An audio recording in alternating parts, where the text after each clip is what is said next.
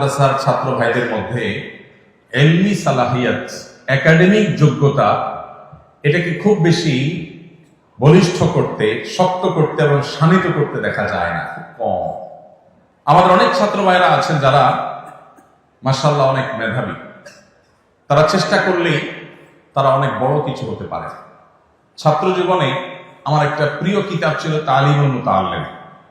এখন এটা নেশাবে আছে কিনা জানি না, আমাদের সময় ছিল, এখনো আছে আলহামদুলিল্লাহ। তালিমুল মুতাআল্লিম এই কিতাবটা সবসময় সাথে থাকতো ছাত্র জীবনে। আর এই কিতাবের উপর একটা শের আমি লিখে রেখেছিলাম আমার হাতে। শেরটা হলো, ওয়ালাম আরা ফি উয়ুবিন নাসি আইবা কানাকসিল কাদিরিন আলা তামাম।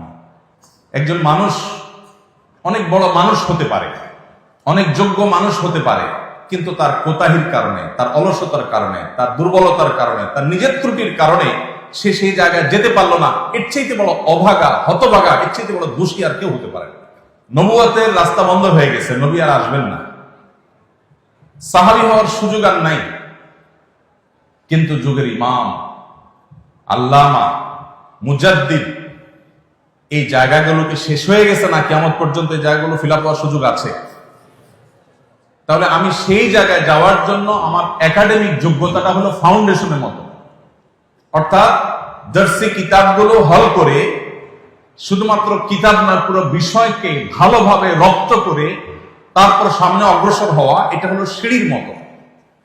আপনি একটা সিঁড়িতে ভালো করে শক্ত করে যদি দাঁড়াতে পারেন, তাহলে আরেকটা সিঁড়িতে আপনি পা রাখতে পারবেন। আর যদি প্রথম সিঁড়িতে পা রাখার পর আপনি দুর্বলভাবে দাঁড়ান, শক্তভাবে দাঁড়াইতে না পারেন, শরীরের ভারটাকে ভালো করে ওখানে আপনি প্রতিষ্ঠিত করতে না পারেন, তাহলে পরের সিঁড়িতে যেতে পারবেন না। এভাবে একটা একটা সিঁড়ি পার হয়ে মানুষ উপরে যেতে হয়। আপনি যদি এ যুগে বাংলাদেশের মুসলমান সহ গোটা বিশ্বে মুসলমানদের যে কঠিন দুরবস্থা চলছে, এই দুরবস্থায় আপনি কান্ডারির ভূমিকা যদি অবতীর্ণ হতে চান, আপনি যদি এই যুগের চ্যালেঞ্জ মোকাবেলার জন্য উপযোগী দাঈ আল্লাহ হতে চান, তাহলে আপনার একাডেমিক যোগ্যতা, দার্সি কিতাবগুলো হল করার বিষয়টাতে আপনাকে সবচেয়ে বেশি মনোযোগী হতে হবে। আমি আমার ছাত্র জীবন সম্পর্কে কথার ফাঁকে ফাঁকে দু চারটা কথা আপনাদেরকে বলবো, এই গল্পগুলো শোনানো আপনাদেরকে উৎসাহিত করবার জন্য। আমি ছাত্র জীবনে যশোর জামিয়া ইসলামিয়া যখন পড়ি, আমার মনে আছে আমি সাইকেলে করে যেতাম আর আসতাম। ওই সাইকেলে করে যাওয়ার সময়ও যে মহল্লা দিয়ে যেতাম, খুব একটা গাড়ি ঘোড়া ছিল না, সকালে ভোরে যেতাম, তখনও মাঝে মধ্যে সম্ভবত মেশকাত জামাতের সময় নুখবাতুল ফিকার, এটা আমার ছোট কিতাব ছিল, ওইটা এরকম খোলা রেখে পড়তে পড়তে যেতাম। মাঝে মধ্যে একটু দেখতাম, আবার বন্ধ করে নিতাম, আবার ওটা ফিকির করতে করতে যেতাম। ইস্তেমার ময়দানে গেছি, আমার মনে আছে নেব্রাস পুরা কিতাবে হিফজ করেছি আমি, শুরু থেকে শেষ পর্যন্ত, এবং মুখস্থ করেছি, এবং সেটা উল্লেখযোগ্য অংশ ইস্তেমার ময়দানে।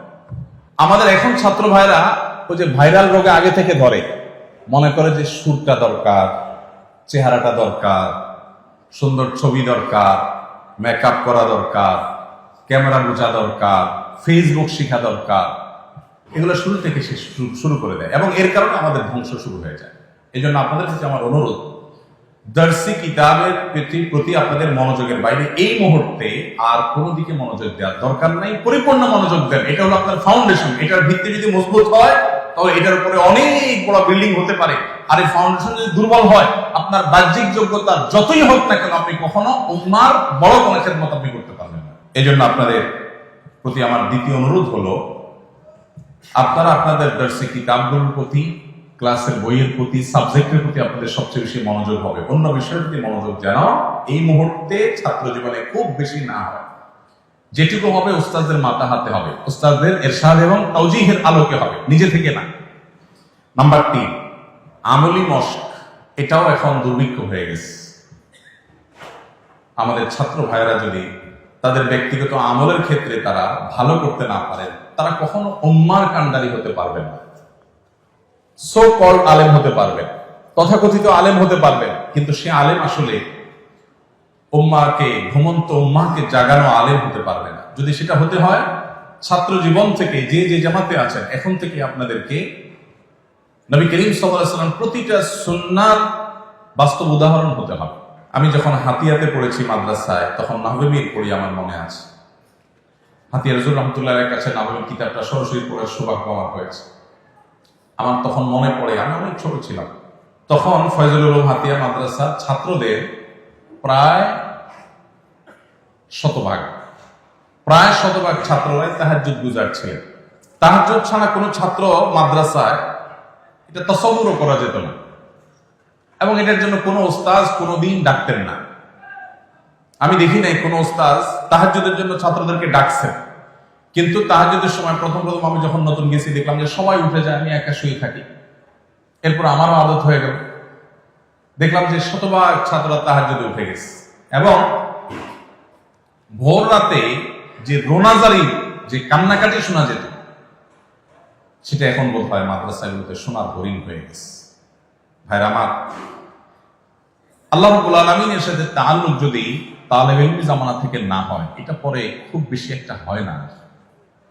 মায়ের পেট থেকে যদি কোনো সন্তান হাত পা নিয়ে না আসে, এই সন্তানের পরবর্তীতে আর হাত পা হয় না। মাদ্রাসার চৌহদ্দি থেকে যদি আমলি তরবিয়ত না হয়, তাহলে পরবর্তীতে এগুলো আর হয়ে ওঠে না খুব বেশি, ইল্লা মা রাহিমা রাব্বি। এই জন্য আপনাদের প্রতি আমার তৃতীয় অনুরোধ হলো, আমলি জিন্দেগি করবেন। আস-সুন্নাহ ফাউন্ডেশন, উম্মার স্বার্থে সুন্নাহর সাথে।